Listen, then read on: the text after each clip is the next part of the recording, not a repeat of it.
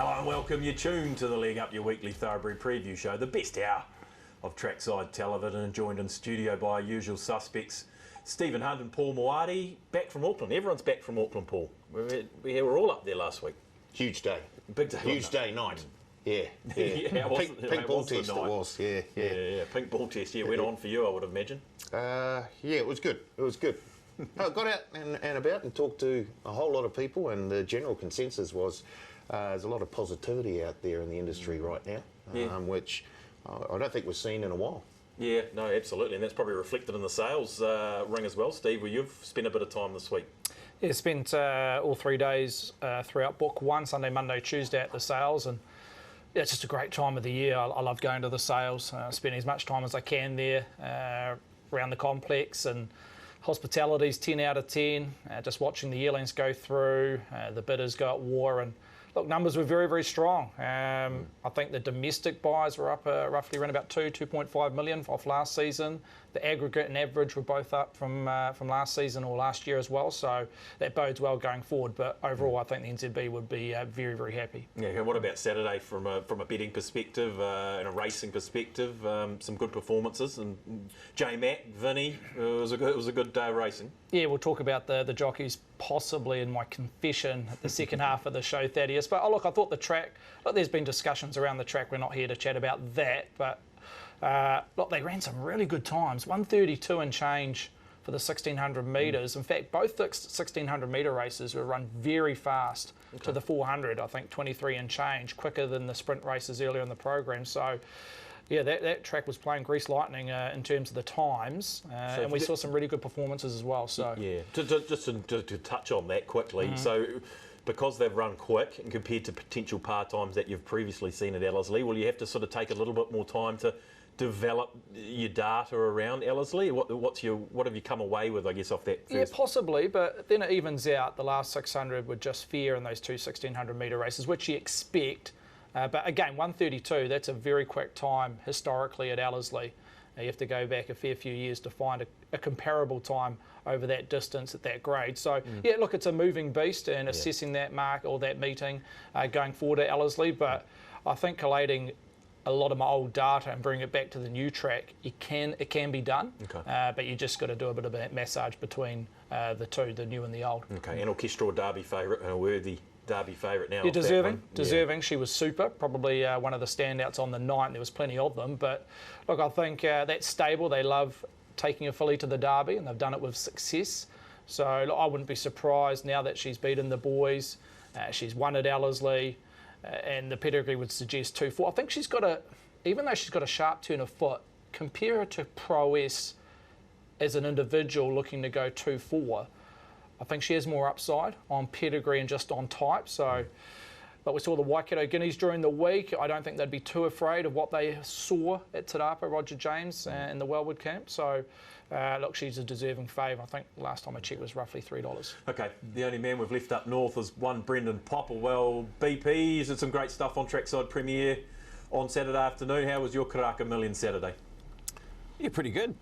Still recovering, to be honest with you, Thad, but as we're about to press into the next weekend, so it was a big old go, and it was a heck of a lot of fun, wasn't it, on Saturday. But now we've got to gear ourselves up for that next part of our racing season, because we've got an important weekend coming up, especially for Wingatui and their big race day coming up, and also out of New Plymouth, and then we really start rolling from there, don't we? We get to Te Rapa for their Legends Day. We'll be back at Ellerslie again for Avondale Guineas. Then we're like, oh my God, we're only a couple of weeks out from the Derby, so things will start rapidly moving towards some of those feature races again, and before you know it, it'll be Oaks Day. So yeah, a lot to happen over the next few weeks, that's for sure. Yeah, we're really starting to ramp up, there's no doubt about it, and Derby Day will be here quicker than you think. BP, come back to you for your Maiden of the Week. What horse should we need to follow, and what write down our little black books from the last 7 days? Well, if you were watching a couple of weeks ago, we went with a horse by the name of Dreams Come True for our Maiden of the Week. We're going to go Maiden of the Week on to Maiden of the Week. It sounds like free spins on free spins. This is Chorse winning on Wednesday. This horse ran fourth in the Dreams Come True maiden race at Te Rapa on the 17th of January and ran a very good race, and has then backed it up here really should be a race. There should be some winners coming out of it. Herbert looked like it was job done, but didn't just wanted to loaf around and do a few things wrong. Pile Driver was very good, I thought, into third position. And even out wide, you had horses like Lucky Bay and Cupid's Arrow. Chaucer's $26 in the New Zealand Oaks market. And as I said, bounced out of a pretty good race last time to the races anyway. And you'd imagine that Herbert is going to be one of those horses. He'll get there shortly. He was a horse that was tested, for instance, in a 2000 Guineas as a maiden galloper. So race should hold up, and Chaucer was very good herself. Yeah, Chaucer was very good. I like your thoughts on Herbert. If he starts to put it together for John Wheeler, he will certainly be one to follow as well. Okay, team. New Plymouth and Wingatui. It's New Taranaki Cup Day, Steve, and run us through track conditions and weather for New Plymouth. We're going to start there. Well, firstly, you have to go back to the back end of December, Thaddeus, to see the last meeting here, the 27th, and the rail was out 11 metres that day. It was on a genuine soft track, so they've had roughly around about a month or so to present the track to what was going to unfold on Saturday afternoon. Just back 12 months ago, this meeting last year, look, it was run on a heavy 8. There is a few showers forecast. I'll touch on that soon, but 4 out of the 8 races were won by the leader, and the rail was in a similar position to what it is on Saturday. So, look, I think there'll be no negative for horses playing on speed.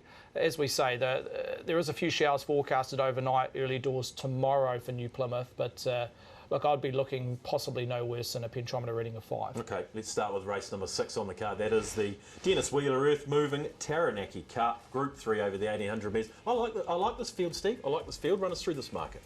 Yeah, tidy field, very compressed and competitive, Thaddeus, headed by Prise de Feur and St. Alice, 450 each of 2. They basically match dollar for dollar with no clear lead between the 2 v the 11. Colorado start at $5, again original price in that third line. Dark Destroyer got out to 8 off the original price of $7.50, just back into 7.5, even though it's graphically showing at $8.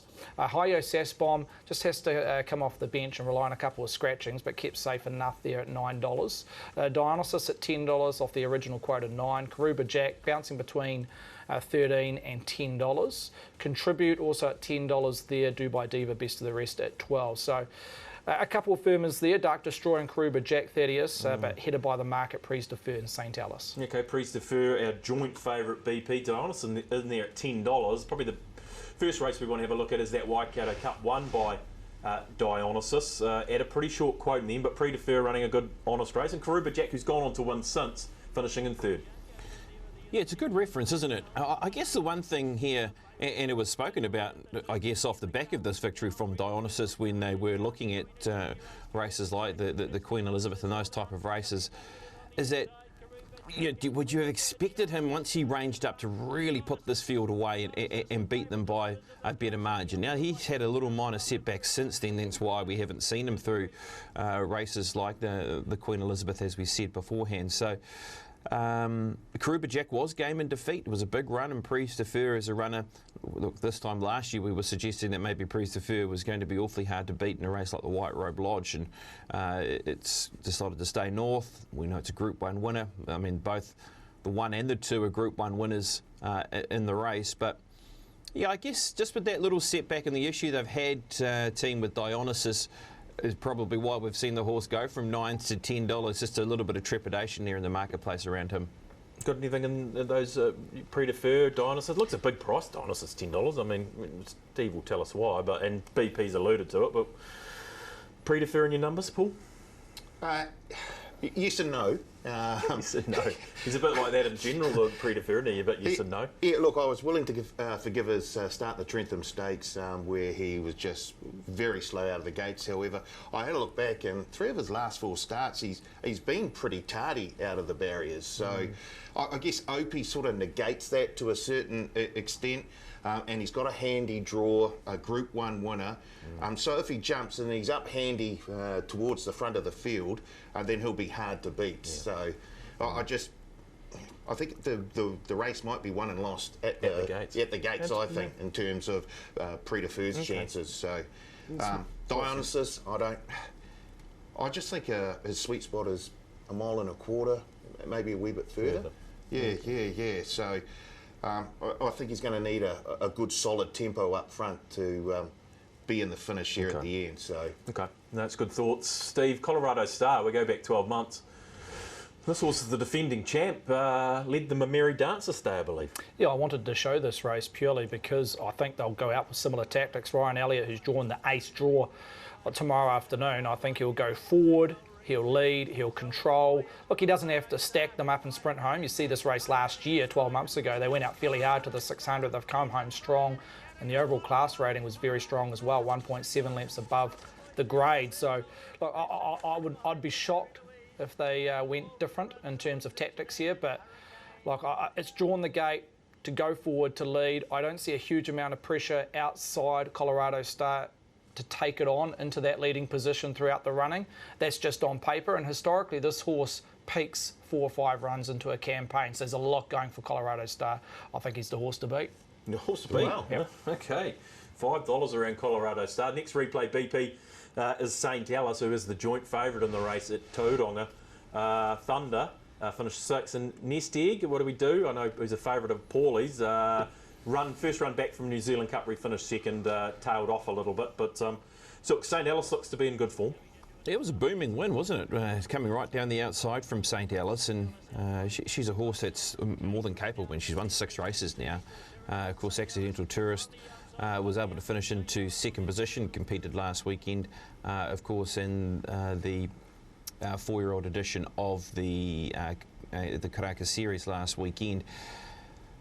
Yeah, look, it's a race where there is a lot of horses here that have got their eyes on more distance, and you've mentioned Dionysus there, I think Nest Egg, who was in that race too. They're all trying to get themselves peaking towards races like the Auckland Cup and those type of races, and the Avondale Cup. They are the races that are next on the mission. So where do they sit in terms of being winning chances here? Is this for them a chance to just sit back, roll into the race and see them working home, and then once they get up over further, because this is over 1,800 metres, remember, this race is the Taranaki Cup, sponsored of course by Dennis Wheeler Earth Moving. Big shout out to you, Uncle Dennis. Hope you have a great day. I know you've got Oh So Savvy in the race as well, yeah, go get him. Look, that's why I'm liking Colorado Star for that reason, because I think the horse will set them up in front.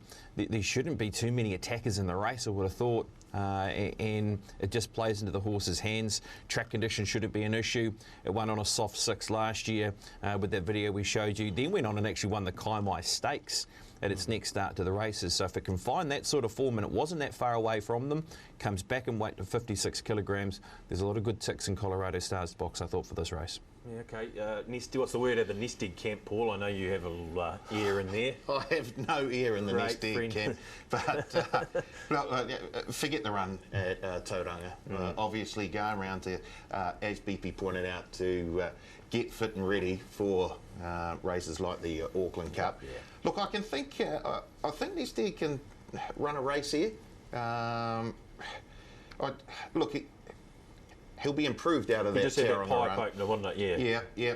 And I wouldn't be surprised if he's up in the top 3, top 4. So I wouldn't completely rule out the chances of Nest Egg here, although there are bigger and brighter things on the horizon. Yeah, okay. The up-and-comers is the last replay we want to have a look at, and that's Contribute and Dubai Diva. And often, this is a rating 75 at Trentham, Steve, but they can sneak into these races on lighter weights. I know it's set weights and penalties, not a true handicap, but these do look to be progressive horses. Yeah, she was very good here, Dubai Diva. She just came underneath one of the leading chances in Colorado something. Oh, yeah, sorry, the Benner runner, yes. Yeah, the Benner runner, and I thought it was a game performance. The one I want to take out of that race is Contribute. Hadn't been seen since the middle part of October at Eagle Farm. It's had the one run back, as we just saw graphically there and shown on video piece there on trackside. But look, it drew barrier 5 or 6 from memory. Contribute, it got back, 4 back rail, was in the inferior ground, whacked away along the inside there, finished in that 5th placing. I thought it was the big improver, Contribute, and look, I had a couple of trials leading into that race. There was enough money to suggest it could run above betting expectation there at Trentham, but look, I thought outside Colorado Star, who I've got on top, Contribute, would be my 1x2, 1x3 play. Ooh, you're a Robbie Patterson man, Paul, from way back. And for good reason too. The strike rate, exactly. Yeah, no knock on that. We saw that combination Grills and Patterson do very, very well at Trentham not too long ago. Not bad. And I agree with Steve. I think Contribute is a wonderful each way go at the price at the moment. The 1800 I think is ideal for Contribute as opposed to some of the other runners in that in the Cup field. So yeah, I've seen money for it as well. It's a losing result currently. That early money on for Contribute. I didn't want to mention it, but now that you've brought it up, yeah, there has been early money for Contribute. So that just, I think, just gives you a whole lot more confidence in the fact that we'll see Contribute running up towards the front of the field as they pass the finish line. Okay. Who have you got on top in the Taranaki Cup, Steve? I'll go Colorado Star. I think he just maps beautifully. He's probably one of the map horses on the day at MP. I think Ryan Elliott can utilise that draw. He'll lead. Look, he doesn't have to stack them up. He can go even tempo to the 600. He'll be awfully hard to run down. And look, Prise de Fer waits well with the conditions of the race, set weights and penalties, compared to where it sat in the weights in the Waikato Cup. And just forget it went round the Zabeel Classic. Crawl early, sprint home late, mathematically had no chance. Prise de Fer where it mapped at Pukekohe on Boxing Day. So I think his class will get him close, but I've got Colorado on top. Contributes my 1x2-3 play. Paulie, how do you attack the Taranaki Cup? The Dennis Wheeler earth-moving Taranaki Cup. Have we mentioned Dark Destroyer? Well, I was going to get BP to mention that on the way out, but please do. Please feel free to. Well, he's worth mentioning, isn't he? Well, I think so. He's been plying his trade across the ditch in Brisbane and Sydney, and without setting the world on fire, to be fair. But previous to that, he was picking up Group 1 glory over here with Lisa Allpress, who jumps on this Saturday. He had a stellar 3-year-old season with multiple black-type wins here. Also performed with distinction in Queensland, running a place, I think, in the Guineas, and then picking up the rough habit as well. So if the Weatherlys have him ready to go, look, he'll give this field a really good shake. Yeah, no, absolutely. So who have you got on top, though? Who are you backing? I've got Contribute. Okay. And I don't mind the look of Dark Destroyer. Okay. So, yeah, I'm just steering away from the top of the field at the moment. Couple of each-way bets there. BP, your summation of a Taranaki Cup. I was going to ask you about Dark Destroyer now with the Weatherlys.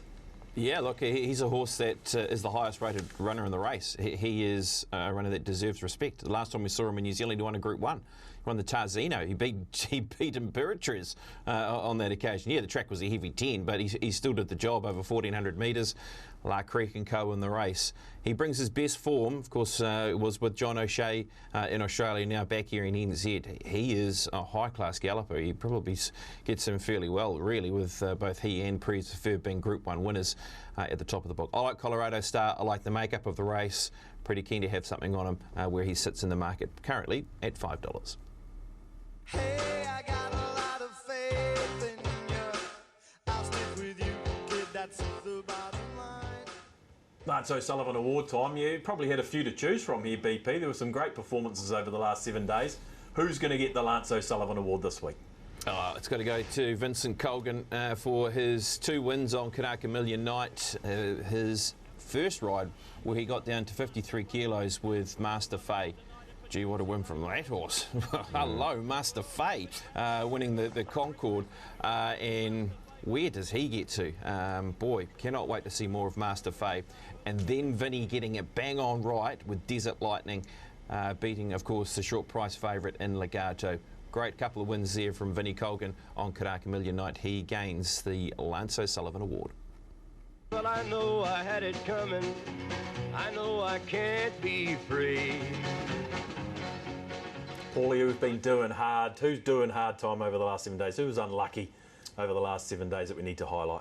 I'd have to say BGP. No, not Brendan Godfrey Popplewell, but the boys get paid.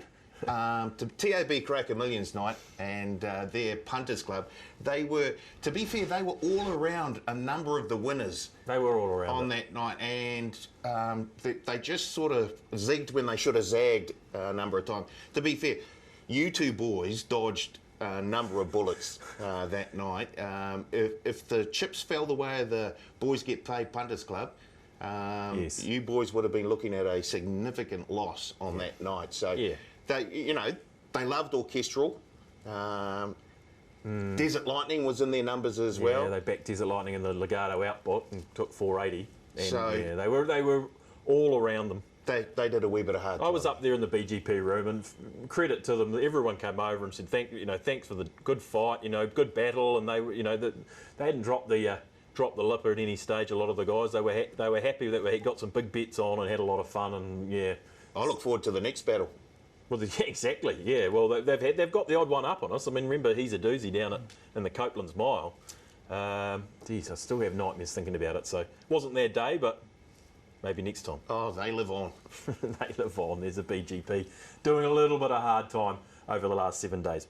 Okay, guys, next race we want to have a look at is race number 7 on the card, Steve. Grange Williams Stud Oaks Prelude over the 1800 metres. Run us through this market.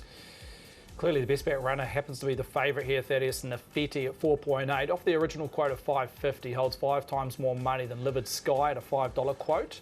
Harlow Rocks 6.5. Arabian Songbird, double figures on Wednesday afternoon at $10, now trading a point and a half below at 8.5. My Lips Are Sealed, $9. The Entertainer at 10. Black Betty got out to $13, just back into the original price at $12. Leave a Light On.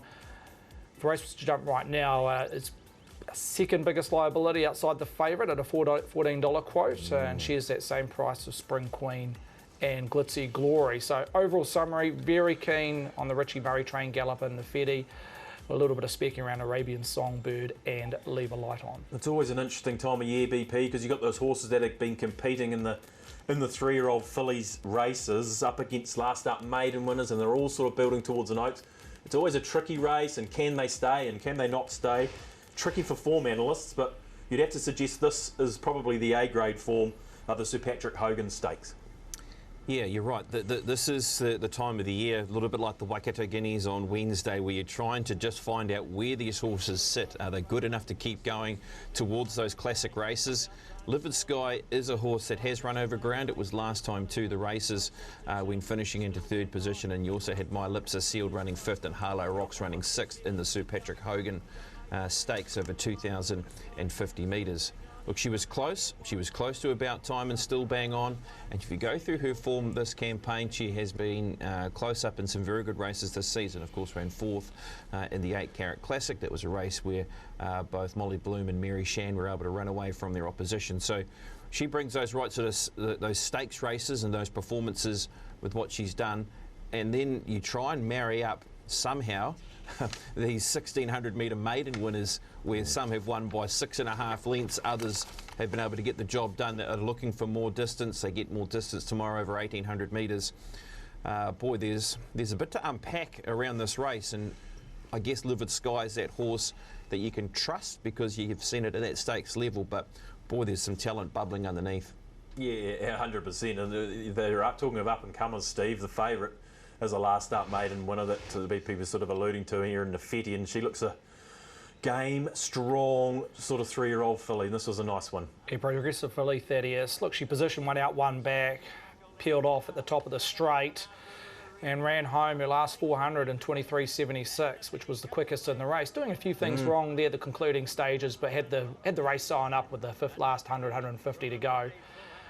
On that score, in terms of the class rating there, very positive V maiden grade, 1.9 lengths above that class. But when you normalise it to what Livid Sky, etc., produced in the Sir Patrick Hogan Stakes, just needs to find 2.5 lengths. Not saying that she can't do it, because these fillies, they can improve significantly race by race. But look, I think this race she can win, and the market's suggesting that way, even though her 2 runs to date, she's been clearly the best bat runner in her respective races. So there is a bit of a following for her. I see there's a decent syndicate in operation around Nafeti. Just looking at her towards the Oaks, look, she's been hammered in the Oaks. I think she's one of our bigger liabilities. She's by Charm Spirit out of a Thorn Park mare. Gee, that's a challenge on pedigree to get 2-4 at Trentham in a few weeks' time. That would be my biggest concern, just looking forward around this filly. But back on Saturday, she has a genuine chance over 1,800 metres. But whether she starts favourite, I think the market will gravitate late towards Livid Sky, purely because of the race it comes out of. Okay, I think she's got an ideal draw. Michael McNabb on board. If she learns, just irons out a few of those kinks. Look, and I loved her through the line at Hawke's Bay as well. Yes. So I think she... The scope's there, isn't it? Yeah, I think so, yeah. Okay, the next race replay we want to have a look at is Arabian Songbird. There's a combination you don't mind, Paul. Warren Kennedy for Peter and Dawn Williams, and this run, a win up at Ruakaka, held promise, I thought. Oh, I was impressed with her run here. We didn't see it, but she was last on the turn as they came round, and she just seemed to... She got into it the more the race progressed, and I think she'll appreciate the extra furlong at New Plymouth. Look, I give her a huge chance in the Oaks Prelude.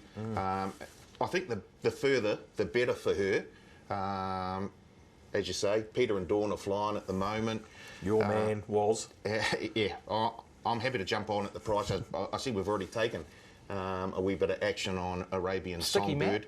Barrier 14, like she's always going to get back. And these 1800 metres, sometimes they're working out who can stay and who can't, and the speed can be a little bit. What's the speed like? Well, I think they'll be. I think they'll go even tempo to the 600. You've got Leave a Light On, which will show visually very soon, who went out and led on it in its maiden victory. But I think Harlow Rocks, Positivity, It's Doris, they'll all be positive. I think it will be fairly true in terms of tempo.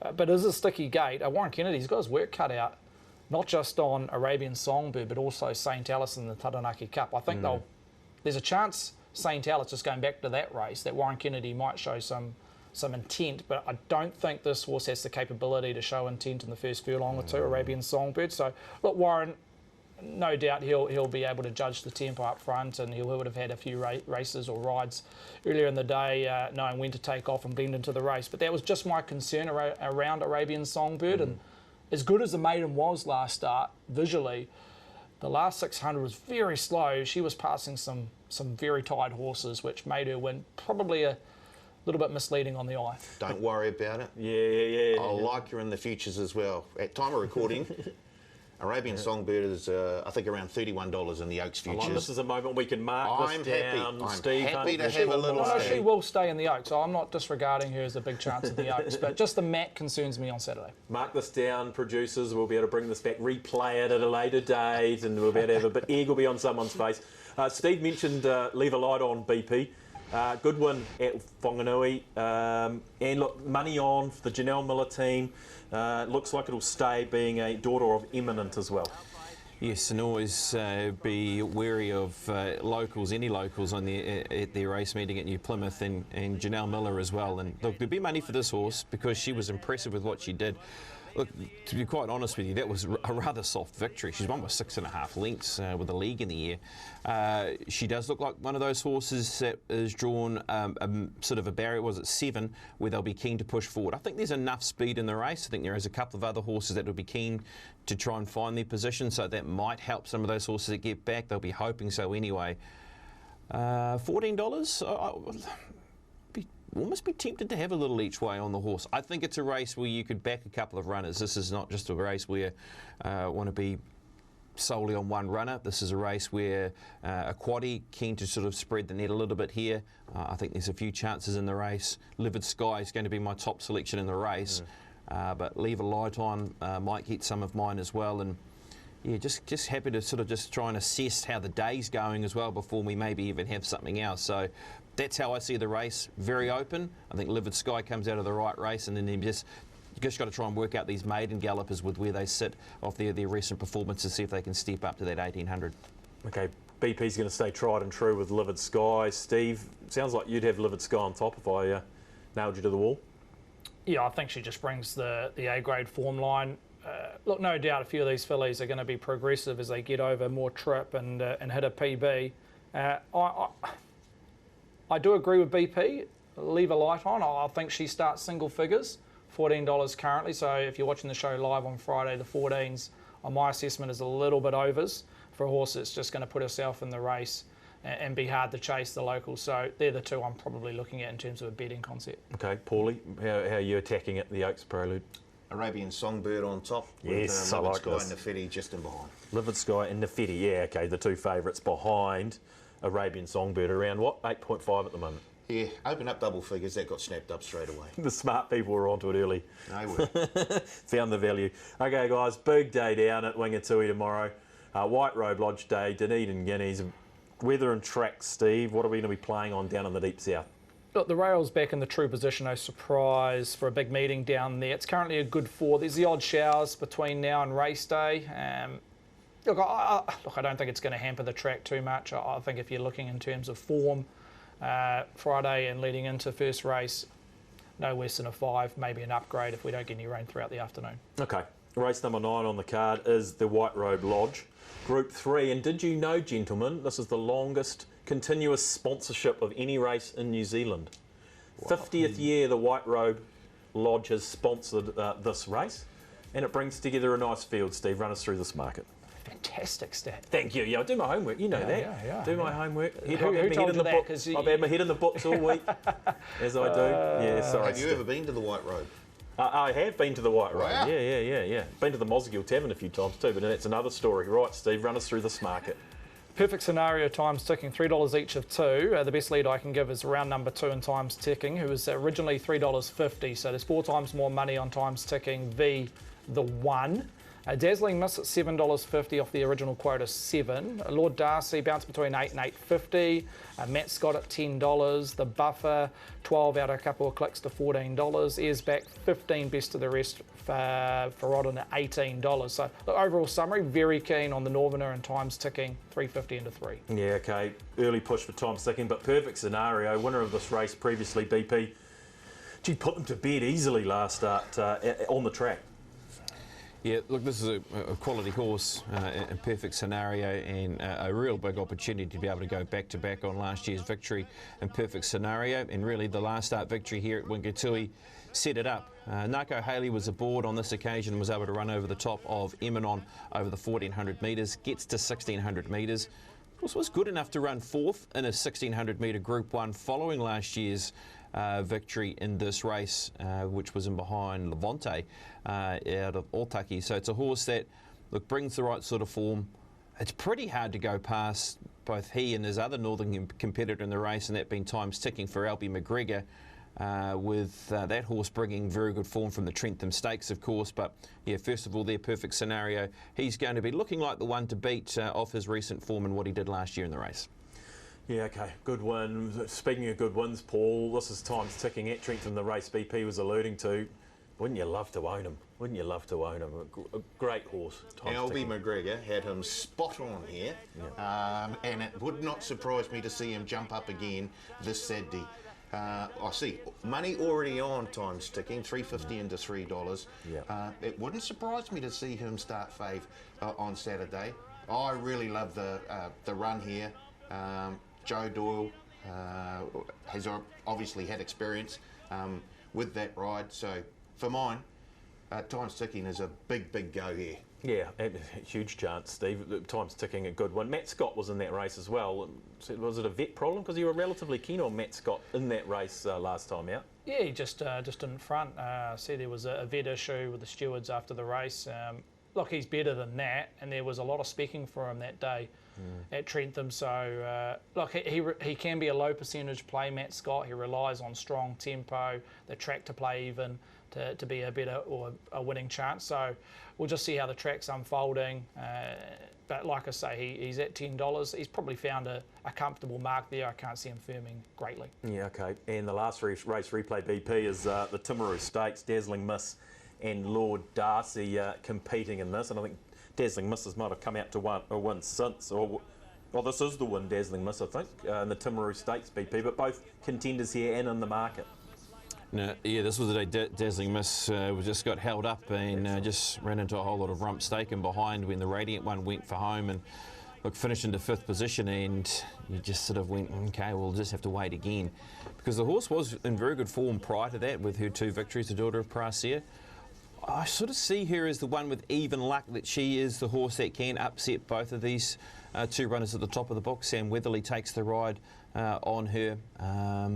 Just in terms of value, if you're trying to shop away from $3, I thought it might have been around here. So as much as I'm keen on perfect scenario, times ticking, trying to work them out, that might be the each way play in the race. Yeah, Dazzling Miss, Lord Darcy, Paul, numbers any there or anything else we haven't touched on? I've been impressed with the performances of Dazzling Miss, as BP just alluded to. Just didn't get the chances last start, but the 2 starts before that, very, very good. So, yeah, right on it. Okay. And what, Steve? I mean, do we need to talk about these favourites anymore? Who do you have on top in a white robe this year? I mean, it does look hard to get away from the top 2, I would have thought. Oh, look, time's ticking. Recent form, impressive at Trentham. He's well off at weight for age. Excluding perfect scenario, he'd be giving most of these horses at least 4 kilograms if it was handicap conditions. So he's well placed, but I think Lord Darcy's an interesting runner. We saw the footage there. Just got in a horrible position last rail in a race that was controlled and dominated by On Speed. The Radiant one sat second outer and really controlled the tempo. Was far too good on that occasion. But look, I see the blinkers are going on. I think that's a change or a gear change that's necessary for this horse to try and put itself in the first half of the field. It's got a reasonable gait. And if that's the case, I wouldn't be surprised if Lord Darcy got a bit of the thick of it. So probably be my each way play, 1x2 play, Lord Darcy, but time's ticking, clearly the one to beat. Paulie, I see a bit of money for the white robe representative down there, Burgee, out at $21. Any time for Burgee? You've been threatening to do something and been quite well backed at a few of his starts and just hasn't quite got the chocolates, but it'd be nice if the Andertons could win the race that they sponsor. It'll be interesting to see what Terry Moseley decides to do from the A straw. Does he go up front and try and just stick on? Does he fall back just 1 or 2 back on the rail? Yep. Look, I wish them all the best. Well, give us your numbers then. I didn't have Burgee in my numbers. No, fair enough. Well, run us through your numbers and tell us how you would attack this year's White Robe Lodge. I've got times ticking on top. This could be a clean sweep. Keep going. Look, perfect scenario, the main danger, but I'm going to have a little stab at Matt Scott as well, only because I've had a go on this guy the last couple of starts. So I'd hate to miss if this was the one where he found form again. So, yeah, time's ticking for mine. Okay, so you're just putting the line through that last start down to the vet problem, and if we see the real Matt Scott, that's what he may need another start, but if not, I would hate to miss. At $10, it's worth a little $1 each way. Yeah, what you say. Okay, BP, how'd you frame it? Can we get a clean sweep on times ticking in this year's White Robe? One thing I will say is Matt Scott, if he gets away with them, and it'll be booming home. He's got a big finish on him, hasn't he, Matt Scott? So if he can be close enough to them and have that last shot at them, you might get a shot there with your $10, Paulie. I think we're all mentioning horses away from these 2 in the market. I like times ticking as well, just over a perfect scenario. And then we've all tried to find something else, and we've just about mentioned the other 9 gallopers in the race. I think that's where everybody sort of sits at the moment. If I was to have one outside of those 2, as I said beforehand, I think Dazzling Miss could be that other horse if we need to include in the quaddie. But we've mentioned a fair few others in the race, so we'll just stick straight and true to times ticking.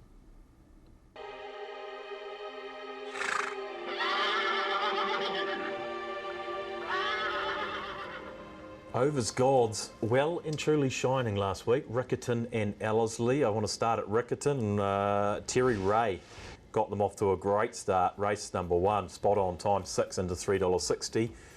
Crash Bang Wallop. Race 5, Chap and Teal, $4.60 into $2.80. And then have a look at race number 8 for the Dennis brothers, the Radiant one, 8 into $3.30. Sat outside leader and didn't give anything else a chance. So that's 3 from 3 for Over's Gods down south at Riccarton, and they've been doing very well down there. Pays to follow the market movers down south. Up to Ellerslie, race 1, Merchant Queen, $7.50 into $4.20. They identified it as the only potential fly in the ointment for Crescetti, and ended up running the Cornella, and that Cornella was boosted, and plenty of people took advantage there. The one sort of light, that one horse that didn't quite do the job, Luberon, 7 into $4. Haven't heard anything around Luberon, but that wasn't the real Luberon, so we'll wait to see the wash up there. Velocious, here's the J-Mac Tax, $3.50 into $2.10. Orchestral, $5.50 into $3.10, both winning. In Trentham, we only had 4 races, and it's Doris for Paul's man, Robbie Patterson, 6 into $3.80 first. So plenty of meat on the bone for customers last week. You know what those numbers say to me? What do they say to you? Southern Mail is the best mail. It's been a little bit like that for a while, hasn't it? It has. If you've been watching the show closely, which I know thousands upon thousands are, you'd be saying that, wouldn't you? Look for the movers on a Saturday down south and jump on. Absolutely.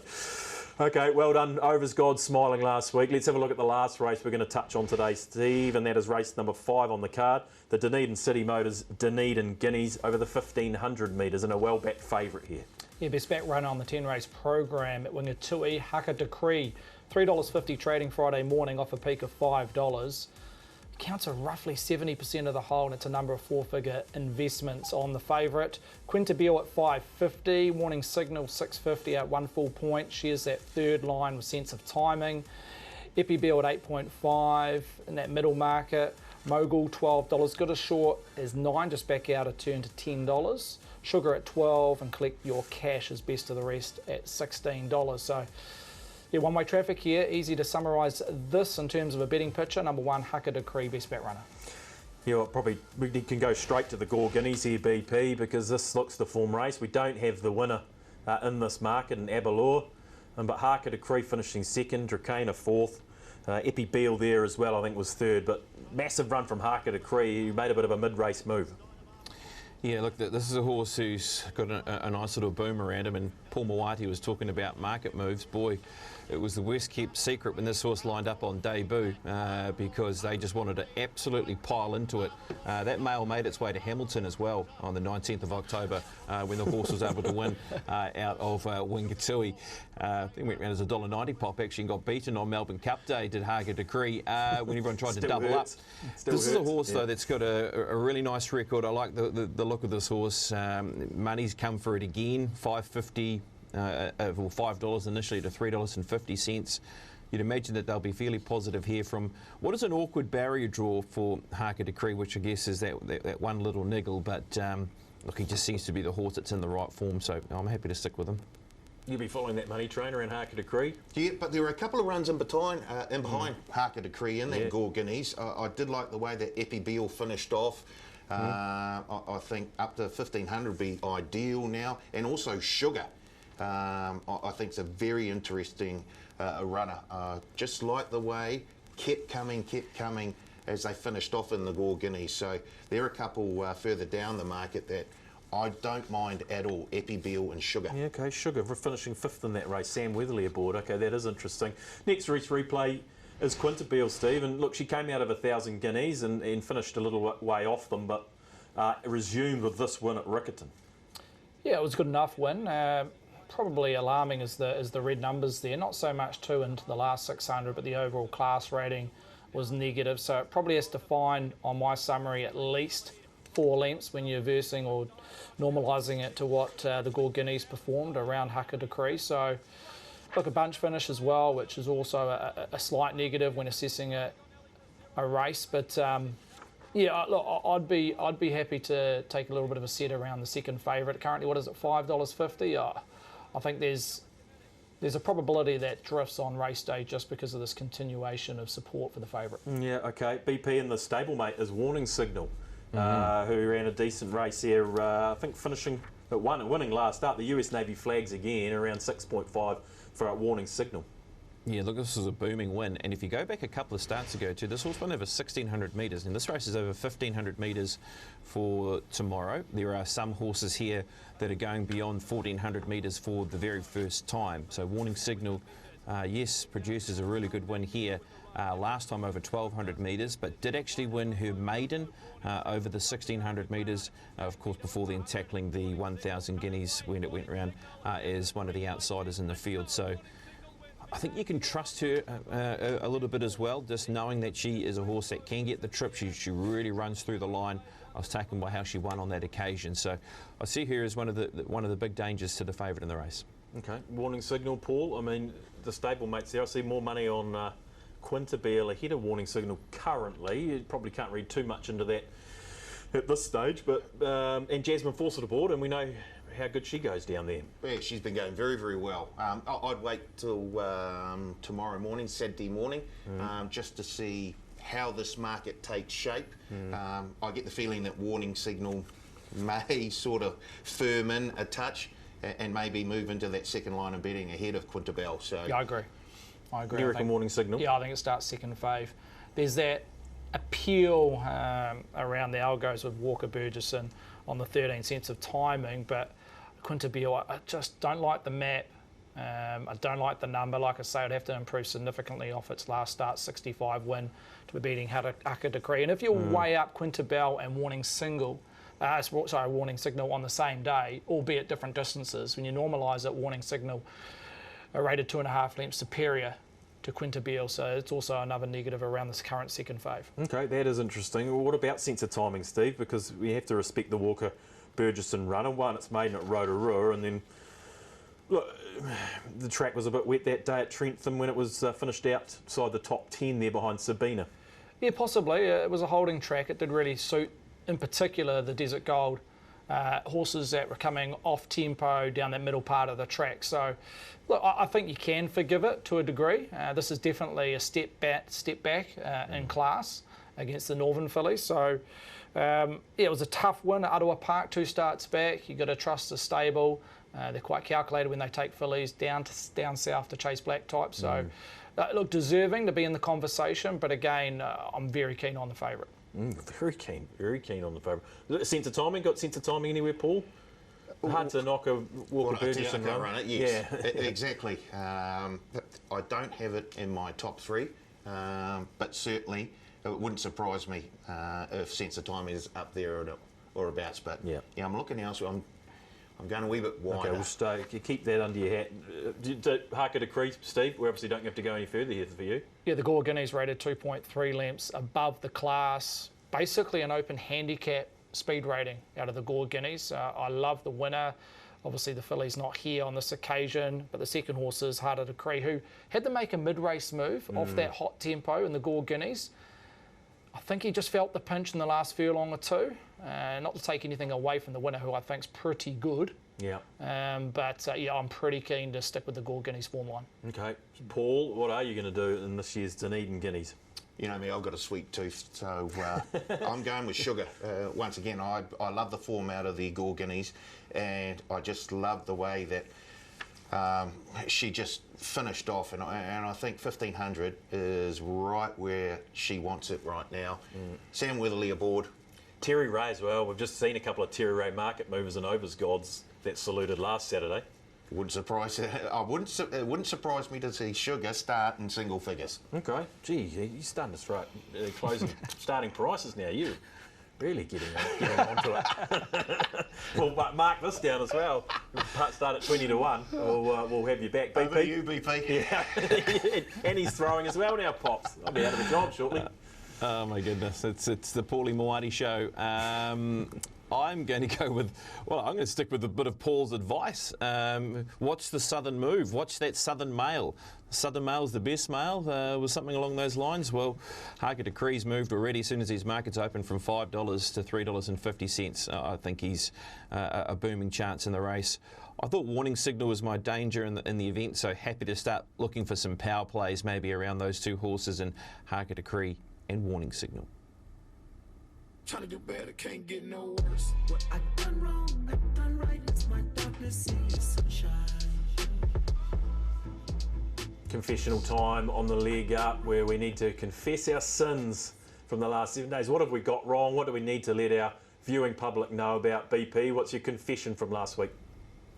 Well, on Wednesday I got OP'd because I was keen on a roughie in the Waikato Guineas and Moss Invader. And look, hey, Moss Invader's run second, it's all good. Top 3 and top 4 prices were all nice, but when you're specking one at $26, you're just hoping that they can get over the line as well. And Opie got us when it counted on, unfortunately for me, with Ascend the Throne winning, but it was a small margin back to second. But yeah, you just keep thinking what could have been, but unfortunately got OP'd on the weekend. So yeah, better luck next time, maybe with Moss Invader. Happens to the best of them. Opie would have OP'd a few in his day, no doubt. Paul, what have you got to confess, please? Well, we've got an all-star team behind the scenes here at the Leg Up, and I had the pleasure of meeting a whole heap of them on Saturday night. And I'll give you the tip.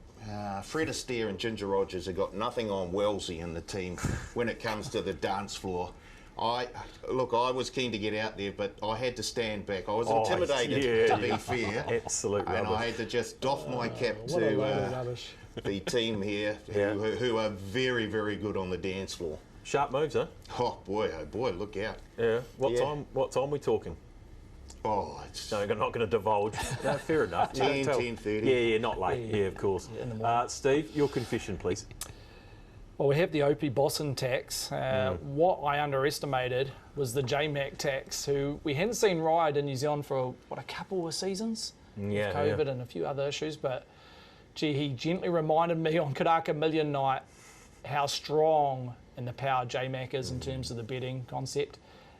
We had that Aussie marketplace that gravitated towards him. But, look, he only had 3 rides. I think all 3 of them significantly firmed from the original price, Velocious and obviously Orchestral, who got the job done in their respective races. But the J-Mac tax, just a gentle reminder, it's very, very strong. Yeah. How quickly we forget. No, exactly. But look, some of the most enjoyable times I've had working here have been on a Saturday when J-Mac was just starting out.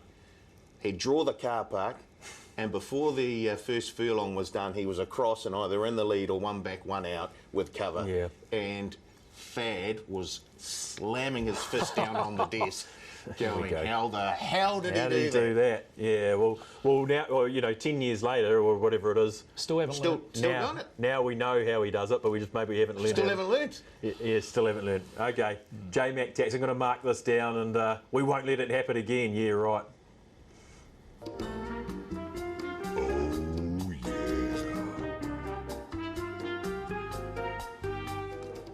Foreplay time on the leg up. Your chance to win a $100 4-leg multi-bet. Go to the TAB Facebook page. Interact with today's question. Your favourite White Robe Lodge winner. And I've made that up on the fly. And you'll be into the chance to win a $100 4-leg multi with our 4 good things of the weekend. How did we do last week, Paul? I don't think we got it, did we? We didn't. No, okay. We'd want to delve into why we didn't get it, or we'll move on? Let's look forward, eh? Okay, let's look forward. BP, what's your foreplay bet this week? Bone Crusher win a white robe? Oh, yeah. Yeah, I think he did. I think that's a great call. Yeah, absolutely. Anyway, there we go. That's me. Emanon, I'm going to go with to run top 3. This horse loves running in the money. She'll give a sight. She'll be in front. And hopefully she runs either first, second or third. 165, top 3. Paulie? I'm heading to the Dunedin Gold Cup. That's race 7 down there at Wingatui on Saturday. And I love the look of Verismo. Look, I only top 4, which is what, $2. But I think Verismo can just slide in there very easily. Sam Minot, she's going well. Very well. Wonderful tonight. Steve, where have you gone? Taranaki Cup, race 6, the Group 3 feature. Colorado Star, what I've said earlier in the show, I think he can lead from barrier 1. Ryan Elliott can control the race, and he'll be very hard to run down top $4.90. Okay, and I've gone to Wingatui race 2. I'm going to kick-start the day for the foreplay winner, PK. I'm following the money here. Top 4 at $1.50. Back off the map on debut. Terry Kennedy at 15, I think, into around $4. Already been a decent move around PK. Top 4 at $1.50. Your $100 bonus bet multi could return $840. Head to the TAB Facebook page and interact with today's question, which is your favourite White Robe Lodge winner. Okay, it's best bet time again on the leg up. But before we have a look at what we've settled on this weekend, let's have a little look at how we did last weekend. All right, I'm going to go to Trentham, in fact, for my bet of the weekend. Do like Boy. Boy, the inside and Caller Friend, but it's hits Doris in front with 100 metres to go. Am I Blue? Stolen Ruby's out wider from Boy. Caller Friend rocketing home, but it's Doris in control. It's Doris will win photo second. Race 4, the TAB Karaka Millions 2-year-old. And I like the favourite here, the filly Velocious. It's Velocious in front for the Go Racing colours, and she's home for J-Mac. Velocious wins the TAB Karaka Millions 2-year-old second to Maoate. Race 7, the Summer Cup over 2,100 metres. Boomtown Boy. All right, folks, hate to be the bearer of bad news, but the rest of the card has very unfortunately been abandoned.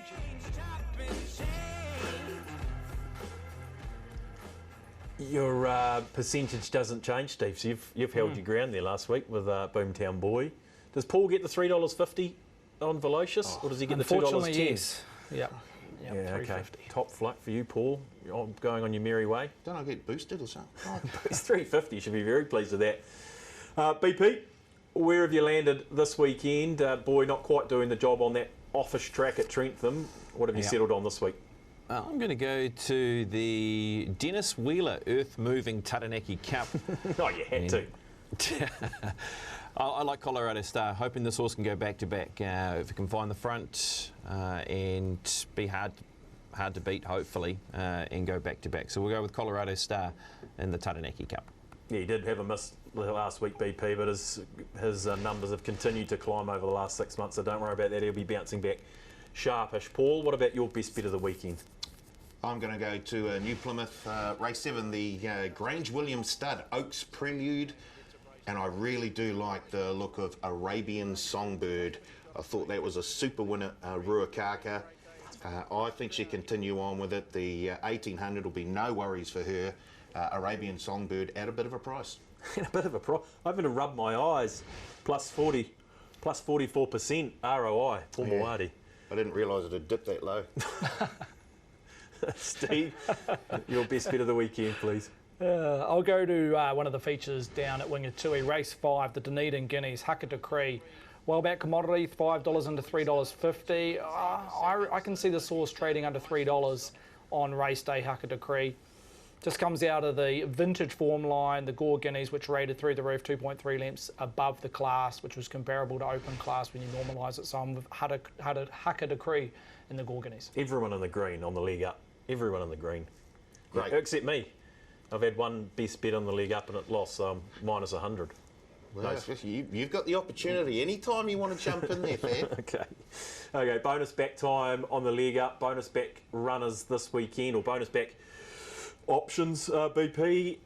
Paulie, run us through what's happening on the bonus back first. We've got bonus back where Wingatui, obviously. Yep, the first 4 races from Wingatui, from New Plymouth, from Caulfield and from Rosehill. Back to 2nd, 3rd or 4th on our Super Saturday bonus back. You guys know the T's and C's now. If you don't, just head to the Punters Lounge on the TAB website. Yeah, sorry, BP. What is your bonus back runner this weekend? Going to go with Emanon, the horse we went for in our 4-play.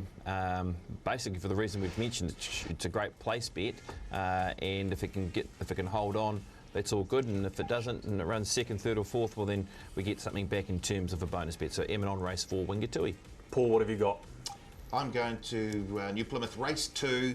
It's the Energy Vets Taranaki Special Conditions Maiden. Robbie Patterson. Here we go, Robbie. Craig Grills. Number 3, Shameless Boy. I thought big win first up. Can continue on with it. 420 at the moment. Speaking of Robbie Patterson, Steve. Yeah, I'll go with Tanzanite Rose in the Open 1400. Seamus is rated a $2.50 chance. Too skinny for me. I think at the current price, he's a bit of a lay old Seamus. So I'll go with Tanzanite Rose in race 4. Okay, and if you're not backing Robbie Patterson at Taranaki, you're backing Alan Sharrock, race number 3, Terra Preta. Nice debut win, just beaten last time out and can bounce back. Terra Preta, a great bet, and the money already on. Okay, team, that's us for another week. Thanks, BP, for your efforts. I think you might have the weekend off, do you? Yeah, I do. So we're keen to just sit back and maybe even thinking of getting to the Mount, actually, on Sunday, because we do have a test match. Our summer season is really about to ramp up against South Africa, of course, and then we play Australia following that. So that might be a bit of fun over that long weekend. Well, if you're having Monday off, it's a long weekend. But, of course, Tuesday being Waitangi Day, where that'll be a pretty good day out to over at Taranaki. Yeah, 100%. Yeah, it's always a good day out. Thanks, BP, for your efforts as always. Thank you, gents. You probably taking Monday off, Paul, I would have thought. Extend it into a long weekend. I'm working, but I'm glad that BP brought up the test match because we've got a bonus back promotion on the test match as well on the team top run scorer market. So basically back one of the players, and if they don't top score but 2nd or 3rd for their team, you can get a bonus bet back. But check out all the T's and C's once again at the Punters Lounge. We're out of time. Steve, thanks for your efforts as always. What's next week, quickly? Te Rapa, big day at Te Rapa, butching the team. Waipa Breeders on Tuesday. Will open. Market will open on Saturday when acceptances come out. Okay, thanks for joining us on the Leg Up. We hope you've enjoyed it. We'll see you in 7 days' time.